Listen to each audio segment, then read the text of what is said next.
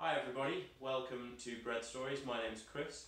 Today we're going to be making a really easy recipe for some pitas and also a little bit of hummus. It's a great recipe for first-time bread bakers as it doesn't really have too much technique involved. So let's get stuck in. So right here I've got 190 grams of warm water, to which I'm going to add 150 grams of strong white bread flour and 7 grams of yeast and just whisk it together. What this does is it helps the yeast activate, and also it gives a chance for the flour to hydrate.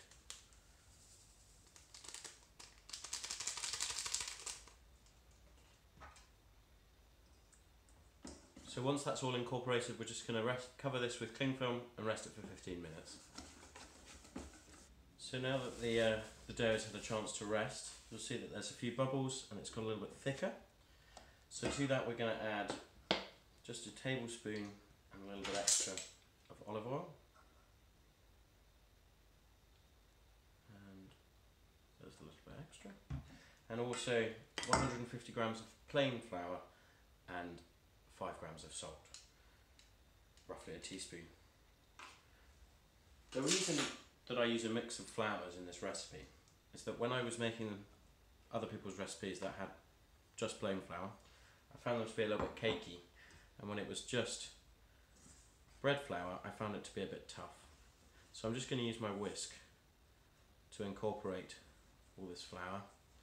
And then, once it becomes a bit useless, I'll get all of the dough out of it and use my hands. And once it's incorporated in the bowl, we'll turn it out onto the dough.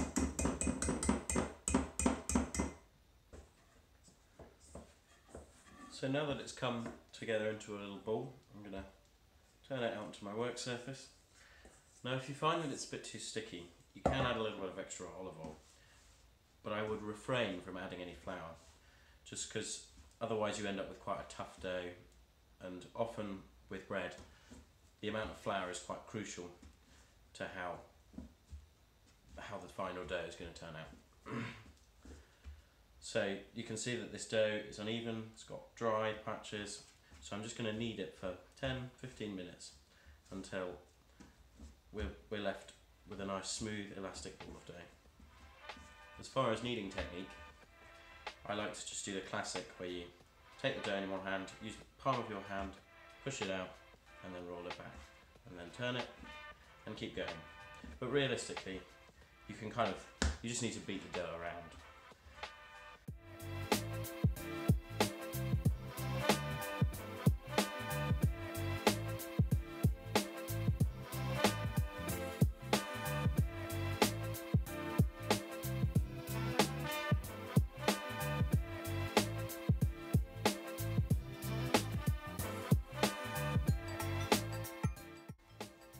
Alright, so it's actually taken a lot less time than I thought it would, and we're left with this lovely smooth and supple dough, which I'm going to pop back in this bowl once I've cleaned it, cover it with cling film and leave it to prove until it's at least doubled in size, which should be about an hour and a half, but you don't want to overprove it, so I wouldn't go longer than an hour and a half, even in a cold house.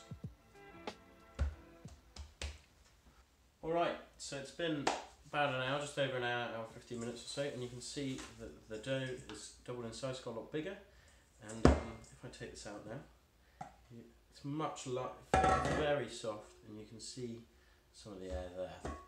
So what I'm going to do is I'm going to split this, pat the air out, that's always very fun, and then take a bench scraper or a sharp knife if you don't have a bench scraper, and just split this into 8 equal pieces.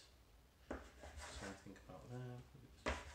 You don't really want to make too many cuts if you can help it, or else you're going to end up with not such great shaped pitas. So here we go. You could weigh these if you wanted to be really exact, but I mean, who's got time for that? And now what we're going to do is just shape these into little balls to leave them to prove for another half an hour. What this does is it gives it a little bit more flavour, but it also lets the gluten rest, so it's much easier to roll them out in a sec. So how to shape a ball.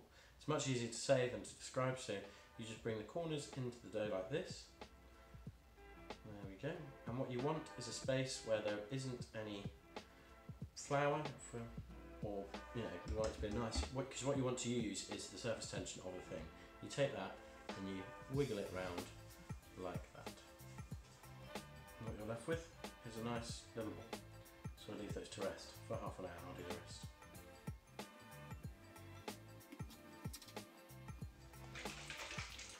So I'm just going to take some fry lights, some spray oil, I'm just give them a spray down so that when I put the cling film on top, it doesn't stick. Alright, so whilst these are resting, I'm going to whip up a quick hummus. This is really easy, doesn't take too long. It's a pain in the arse if you use dried chickpeas, so just go for canned because they're just much easier. So take the can. Now you don't want to discard this murky water because it will thin out the chickpeas without the hummus, even without it becoming too oily. So I'm just going to get a fork.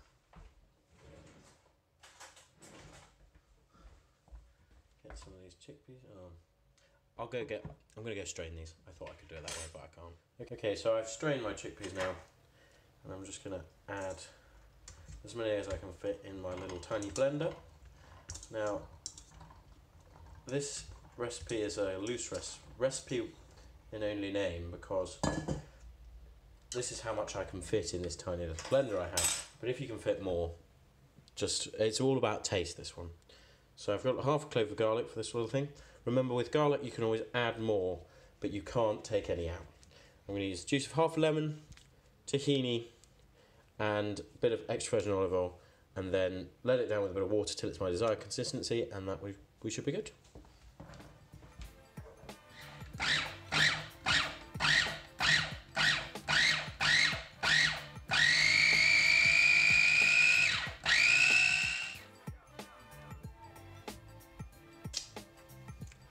Pretty good.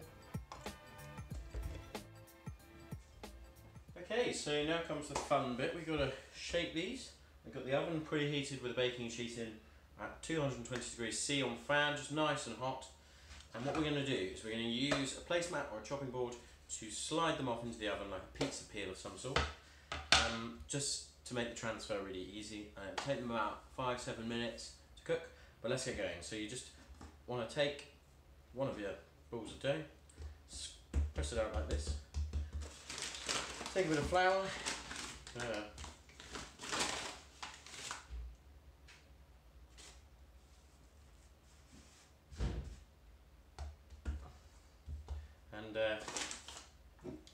I don't have a rolling pin, but I do have a water bottle, so use that instead and roll it out. Now just get it pita shaped. So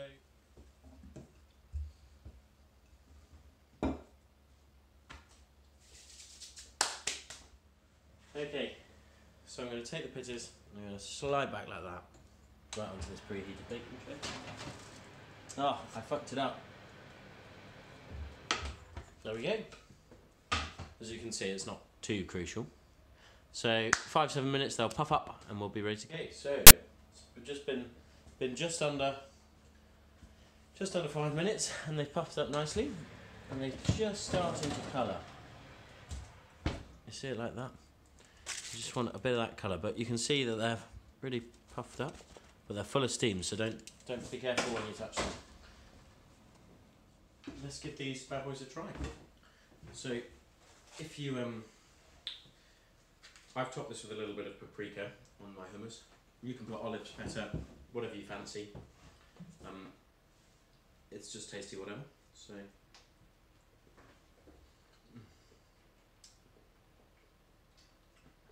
as Ina Garten would say, and that's the best bit.